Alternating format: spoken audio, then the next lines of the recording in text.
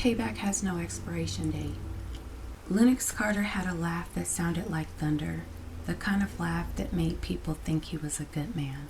And for a while, Sharon wanted to believe that too. When they met, he brought her flowers on a Tuesday afternoon just because. He opened her car door and took interest in the smallest of things.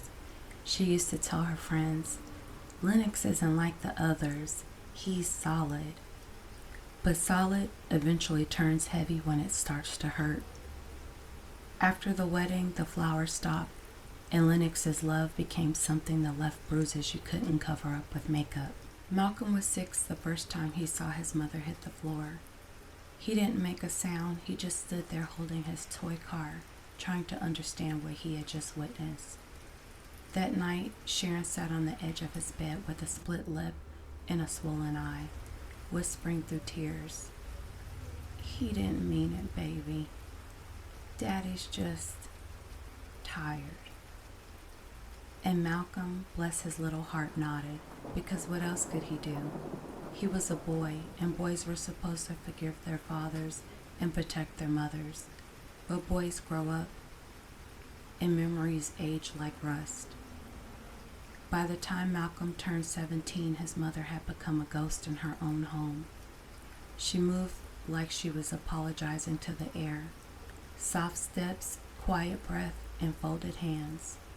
Lennox ruled everything, the house, the money, and the mood. Malcolm started working nights at the auto shop, mostly fixing what other men broke. He'd come home late to find his mother asleep on the couch, the TV flickering and the sound low enough not to wake the monster, snoring in the back room. He asked his mother to leave. "Ma, we can go anywhere. I got money saved. We can start over somewhere else." Sharon smiled, the kind of smile that cracks right before it breaks. "I can handle it, baby. Besides, who would Lennox have if we left?" And that's when Malcolm knew. She wasn't staying because she loved Lennox. She stayed because she forgot how to love herself. The police lights painted their living room red and blue. Heart attack, they say. Sharon was gone before she hit the floor.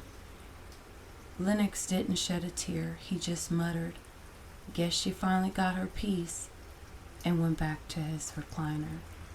Malcolm didn't say a word. He just looked at his father, the man who stole his mother's smile, voice, and her light.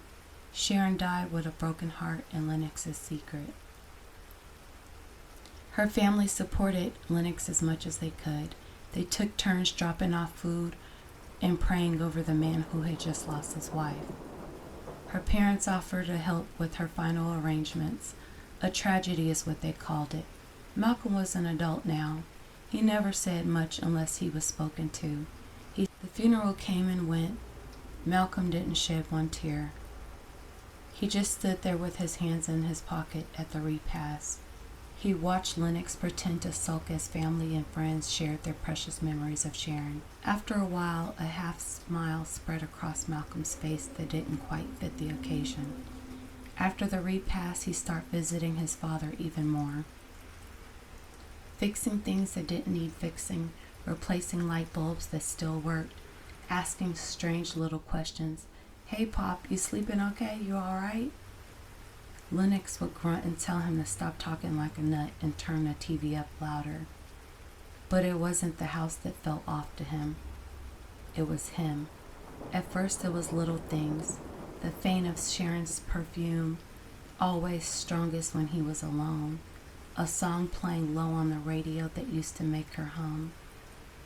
Then the whispers, soft and delicate just behind his left ear. "Still tired, Lennox?"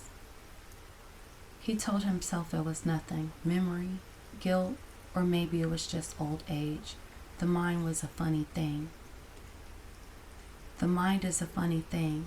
It can rot from the inside out before you even realize it's happening. One night, Lennox woke up sweating. The TV was on. The volume was muted, playing their wedding video. The screen flickered, and for a split second, Sharon's face turned towards him, not smiling, not angry, just knowing.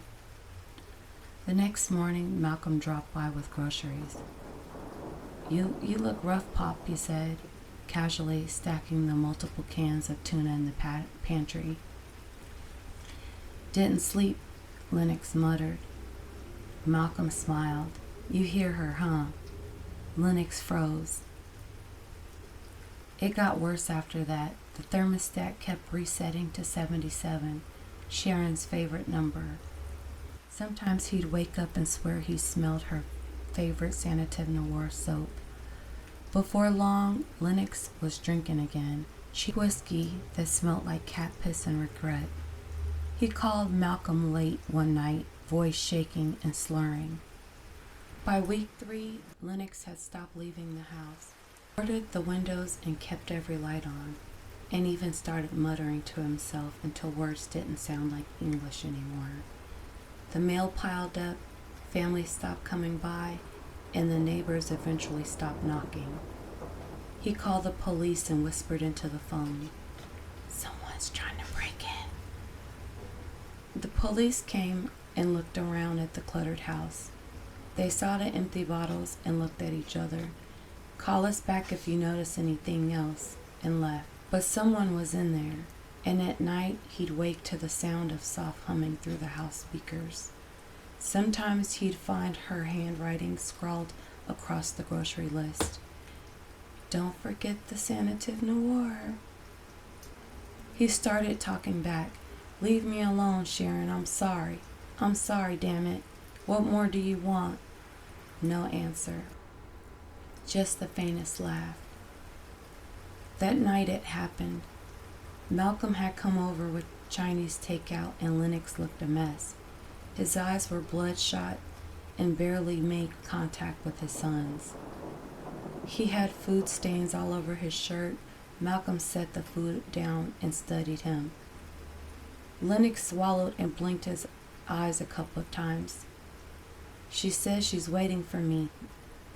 Malcolm smiled faintly. "Then maybe you shouldn't keep her waiting, Pop." And suddenly he began eating his food.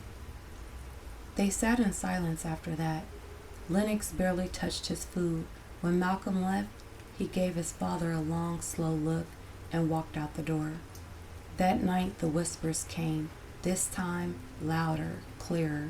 Lennox stumbled into the living room, and that's when he saw it. The old wedding photo on the wall. It had been replaced. Same frame, different picture. In this one, Sharon wasn't smiling. She was standing behind him, her hand on his shoulder, looking straight into the camera. Lennox screamed until his voice cracked. They found him the next morning, his head slumped to the right, but his face frozen in time. He went on to glory with the look of shock. Cause of death? Cardiac arrest, they said. On the table beside him was an old cassette player, one Malcolm had dropped off earlier in the week by accident. The tape was still inside, playing Sharon's voice, soft and steady, yet sweet. "What's taking you so long, Lennox?" Payback has no expiration.